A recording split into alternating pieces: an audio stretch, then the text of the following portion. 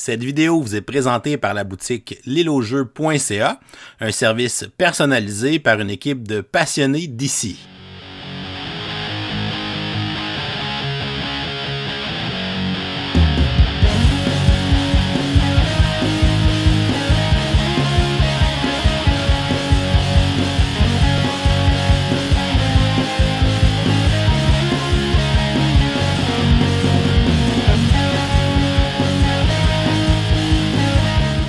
Bonjour chers amis joueurs, ici LP et bienvenue à ce nouvel épisode Kickstarter sur Arnaut. Aujourd'hui je suis dans l'Arnaut. Encore une fois, je te présente Great Plains, un tout petit jeu de Funforge, un jeu pour 2 joueurs spécifiquement. C'est un petit jeu de placement de pions. On va essayer d'avoir des majorités sur certains territoires. C'est un jeu qui se joue très rapidement, très simplement. Je l'attendais avec quand même une certaine impatience quand je l'ai reçu. J'aime beaucoup les jeux de type abstrait. Donc, est-ce que c'est bon? On va aller voir ça. Fait que je te montre comment on l'installe, comment on y joue et comment... Ensuite, je te dis pas comment, mais qu'est-ce que j'en pense plutôt. On se revoit à la fin. Au niveau de la mise en place, tout ce qu'on a à faire, c'est de prendre les 8 tuiles qui viennent avec les jeux. On va les brasser, on va les tourner, ils sont recto-verso. Et une fois qu'on va avoir mélangé ça à notre goût, on va se faire une ligne de 3 qu'on va mettre en plein centre de la table. En alternant les formes au hasard, on va placer 2 tuiles en dessous et on va placer 2 tuiles au-dessous, toujours en tournant ça complètement de façon aléatoire. Ça va être notre plateau de jeu. Ensuite, les 2 joueurs vont prendre leurs pions. On a le joueur qui va avoir les pions bleus, on a le joueur qui a les pions orange. On va désigner un premier joueur et le premier joueur va aller placer l'un de ses jetons caverne, comme ça ici. Pour placer ces jetons cavernes, il faut aller les placer sur les cases qui indiquent une caverne. Fait qu'il pourrait par exemple placer son premier jeton ici. Ensuite, le deuxième joueur va prendre l'un de ses pions cavernes qui va les placer où il le veut. Le premier joueur va placer un deuxième pion. Le deuxième joueur en place un deuxième. Le premier joueur place son dernier pion caverne, disons ici. Et le dernier joueur va placer son dernier pion, disons, juste ici. Et là, à ce moment-là, la mise en place est terminée. Tout ce qui reste à faire, c'est qu'on va prendre les 3 pions ours, les 3 pions aigle et les 3 pions chevaux qu'on va aller se placer dans une réserve proche de la surface de jeu. Puis on est prêt à commencer notre partie. L'objectif de Great Plains va être de prendre contrôle principalement des zones de plaine. Fait que les zones qui sont jaunâtres comme ça, juste ici, les zones qui sont jaunes, avec des petits symboles d'herbe à l'intérieur.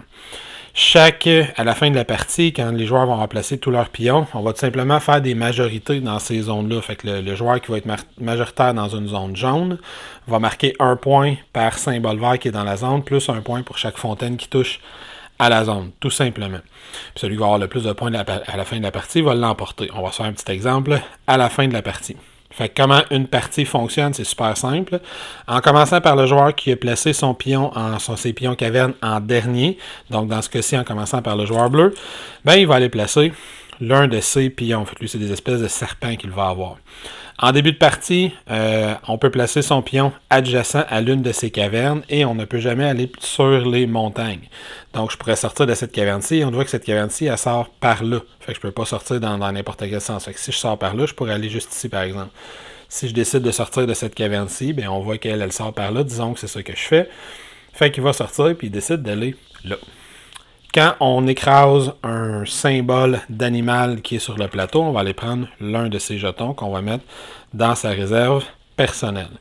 S'il n'y a plus de jetons disponibles, parce qu'il y en a juste 3 de chaque type, on prend tout simplement pas le jeton, mais on place quand même son pion. Ensuite, ça serait donc au tour du joueur orange. Disons que lui, il veut le sortir juste ici, et ça revient déjà au deuxième tour du joueur bleu. Le joueur orange a des espèces de petits renards.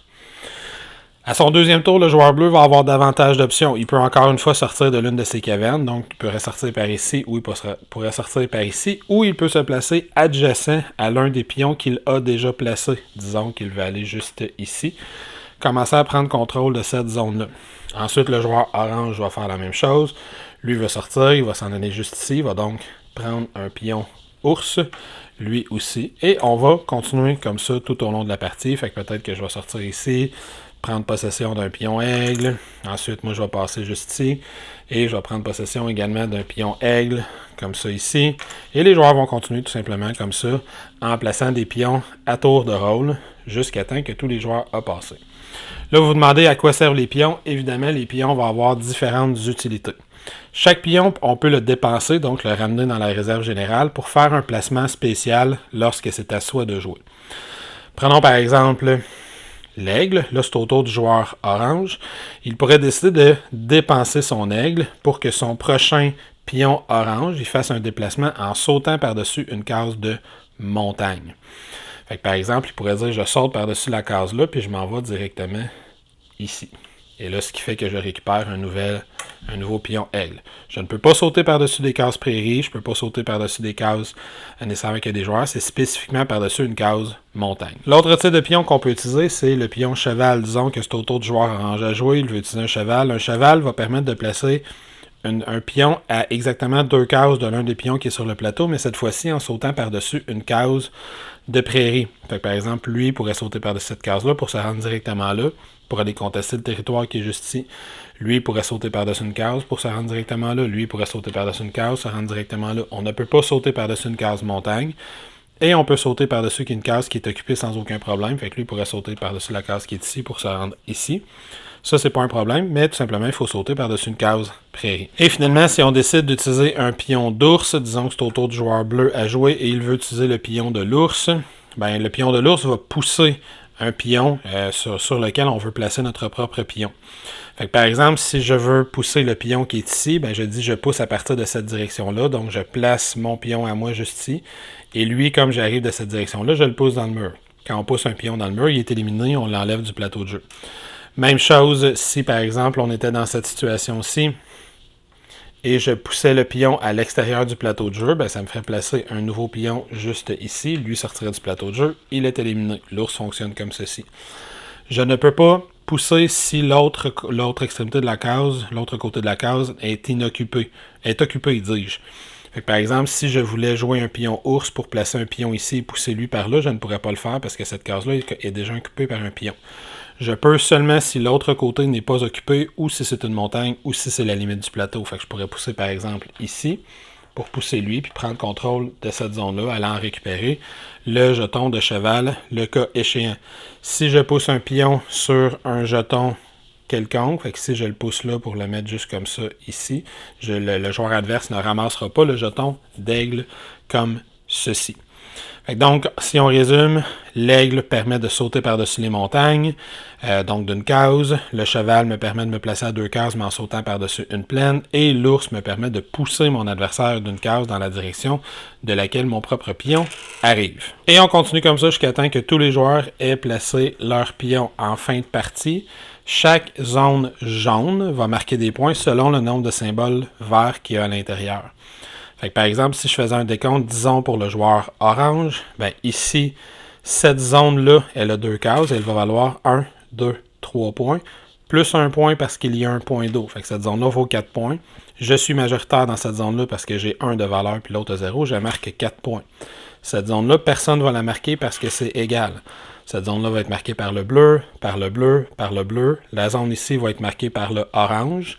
Donc, je vais marquer 1, 2, 3, 4, 5 points, 6, 7 points parce qu'il y a 2 zones eau. Fait que je suis déjà rendu à 7 points plus 4 points. Je suis à 11.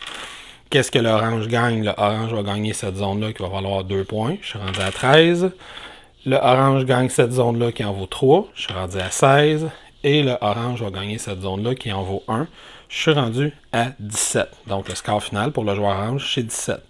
Je fais la même chose pour le joueur bleu. Il gagne cette zone-là. 1, 2, 3, 4 parce qu'il y a une zone d'eau. Il gagne cette zone-là. 1, 2, 3, 4 avec la zone d'eau, ça fait 5. Je suis rendu à 9 points. Il gagne cette zone-là. 1, 2, 3, 4, 5. Je suis rendu à 9 plus 5, 14. Il gagne cette zone-là qui, à elle seule, vaut 3 points, donc 17. Cette zone-là, personne ne la gagne, il y avait égalité. Cette zone-là, c'est le bleu qui la gagne, donc il va gagner les 3 points, fait qu'il est à 20. Et là, le reste des autres zones ne valent rien. Toutes les autres zones ne nous auront permis que de ramasser des jetons pendant la partie. Donc, le joueur bleu gagne 20 points, c'est lui qui remporte la partie. Alors voilà, c'était Great Plains, les explications complètes. Comme tu as pu le constater, c'est un jeu extrêmement simple. Le livret fait littéralement, c'est un petit feuillet comme ça ici, recto verso. Fait que c'est extrêmement simple. Il n'y a pas de mode avancé, c'est un jeu Un jeu que j'aime beaucoup, mais donc on décompose. Comme d'habitude, au niveau des composantes, c'est un jeu qui a très très peu de composantes. Chaque joueur a sa petite réserve de pions. Il y a 9 jetons qu'on peut aller chercher pendant la partie. Et il y a les 8 tuiles. Mine de rien, c'est des composantes pour ce que c'est, pour le prix du jeu aussi, qui est une quarantaine de dollars environ. Je trouve ça tout à fait raisonnable. Les tuiles sont super belles, l'iconographie est très claire, les meeples sont différents d'une faction à l'autre, en plus d'être de différentes couleurs. Sympathique aussi. J'aime le petit côté préhistorique qu'ils vont avoir mis aux différents jetons de plastique de carton, dis-je, qu'on peut ramasser pendant la partie. Je trouve ça sympathique. Au niveau des règles, c'est sûr qu'il faut que tu sois un amateur de jeu abstrait. C'est un jeu extrêmement simple. Par contre, je trouve qu'il y a une très belle rejouabilité d'une partie à l'autre, entre autres parce que ces dites tuiles sont recto-verso, fait qu'on n'aura jamais les mêmes maps, les mêmes territoires d'une partie à l'autre. Ce qui fait qu'il n'y a pas dans une partie...